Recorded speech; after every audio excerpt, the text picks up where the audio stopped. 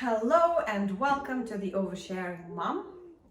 Today we have a slightly different setup, but why not? Change things up a bit. Yeah. Today we wanted to talk to you about a topic that would be only all too familiar for anyone who's experienced motherhood. So we are going to talk about tiredness. And even though everybody always says, it's natural, of course, I'm always tired. But the really important message that I personally would like to communicate is, having experienced it, I think it must always be a priority for a mother to be rested. There are expressions such as, it takes a village to raise a child, etc. So if you find yourself that it's more you who needs to take care of a child, it's extremely stressful, and it's, of course you're gonna get tired, the nights and all the rest of it. So there is a lot to be said about this topic, and we've all experienced it. And because I've personally felt it so, for me it felt severe. I'm sure every single woman experiences it as such, but it forced me to explore sleep training and that sort of thing, to make sure that my child would sleep through the night, so that it's not just good for my child, but actually it's good for me, because it was so important. We also mentioned the fact that Romana actually did struggle a little bit with sleep, but you still kind of carried on in a way. You have to. Yeah, but I mean, it didn't force you to find a solution with sleep and stuff, so you still kind of kept putting yourself in that situation. That's true. But I think from what I've seen with Romana, it's kids are number one priority, are always number one priority, and I think there was a big neglect on that. And so my main message is that it's so important. We always say child first. No, it has to be you first, because if you are not okay in any way, all these things are going to happen, us being short with our children or raising our voices. There is no other way about it. If you're not feeling okay, then, it's very hard to then be logical, and then it's very hard to just be understanding even if something is occurring. Actually, I wanted to mention, in one of our videos, we talked about mom guilt, and I've mentioned a particular situation. If you want, you can watch it. Yeah. But what I wanted to say about it, Romana was saying, well, as long as you don't repeat it again, then you're okay. Because I've been thinking a lot about it. It was something even in the video I've mentioned, I was even looking for your permission, forgiveness in a way, because I struggled to forgive myself. So I wanted to add something to this. What I've realized is, Romana says, as long as you don't do it again. Well, what I've realized is, I will probably do it again. Not because I want to do it again, but if I've already done it once, that means it's a pattern, and that pattern was linked to tiredness. It was a direct link to me getting 40 minutes that night. I was exhausted, and I hated being in that situation, and I've actually done a little research. I've spoken with a few women who have had children, and there was this one girl who found herself in a situation where her husband kind of, left them, so she was on her own, and she had no support from his family or from her family. She was completely alone with this child, and after about 4 or 5 months, the words she was saying was, I hate her, I hate my child.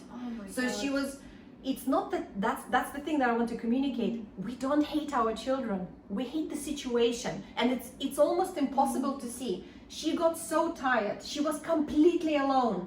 Nobody helped her at all, not the husband, not the mother, not anybody. And she got to a stage where she was even saying, I hate my child, But of course, if we analyze, she doesn't even saying and feeling that as well. You're saying it in the moment, and then she probably and then you can't help it, and then of course, what sort of life are you going to? Because you're going to be killing yourself over it. But of course, once you're in that stage, in that state of mind in general, when you have this negative self-talk as well as guilt, you are actually not doing much for your child anyway further down the line. So even if you recognize it.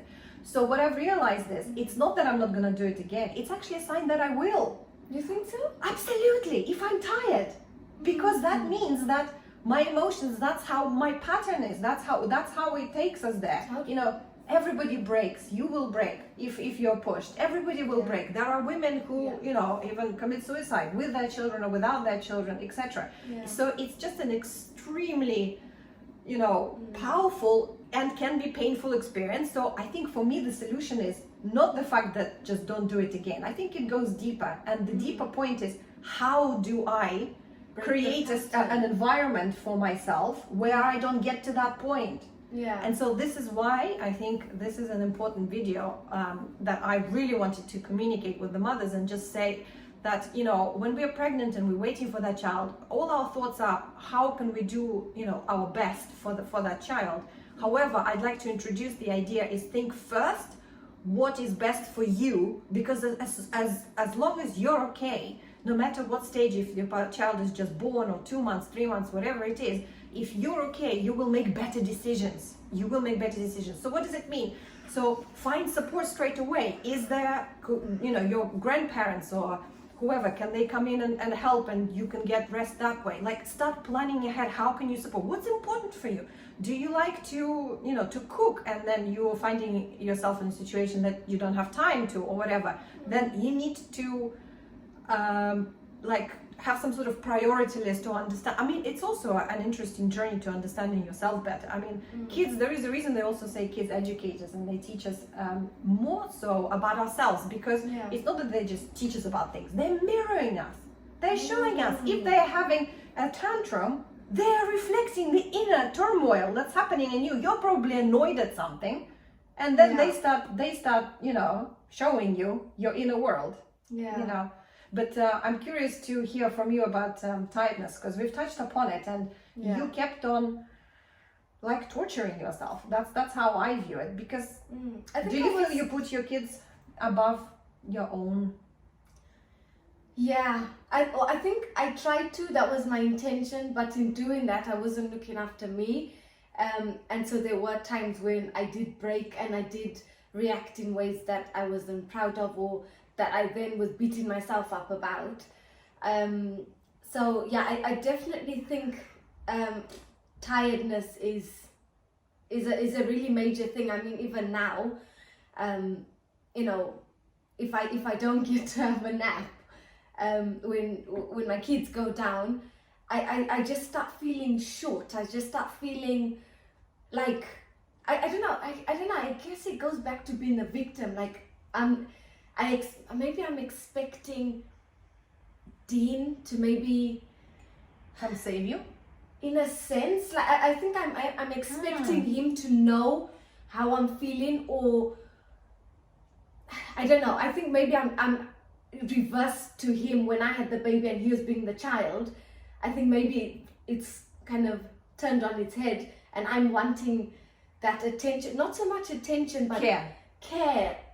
Yeah. Support. Yeah, just for him to see and to hear what I'm saying, and then to just act on it so that I feel taken care of. Because I feel like when I'm, when I'm rested, because when I have had naps, I do the world for them. Like, I'm so much better. I have more energy. I'm more bubby. I'm not short. I'm not, impatient and stuff.